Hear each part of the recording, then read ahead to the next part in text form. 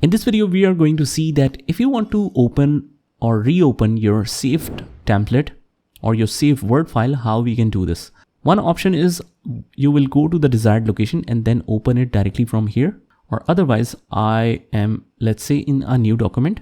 So I'll just go to the file menu and click on open, and the most recent documents will be shown here. But if you want to choose it from the location, you will go to this PC and just specify the location. But let's say if I want to browse it for the location, so I'll just click on browse, just choose the location, and I'll choose it here. So if sometimes it is set to some other document format, let's say on this format, you might not see your file. So in that case, just turn it to all files and you will see all of your documents and just re-access your document like this. Now, one of the coolest feature of the latest Microsoft Word version is you can just directly access the PDF documents in Word.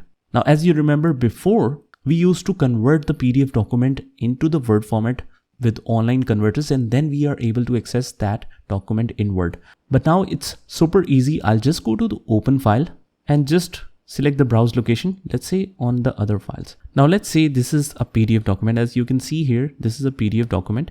If I want to open it directly in Word without the conversion, I'll just click on select files. Make sure you have selected all files, otherwise your PDF will not show up. So I'll just choose this and let's see the magic. I'll just open this and it will show you this. Word will now convert your PDF file into an editable Word document. Isn't this amazing? So let's click OK.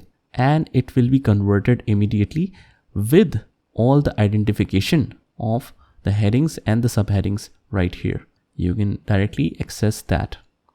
Now, how will we create these headings and subheadings? We will see later on.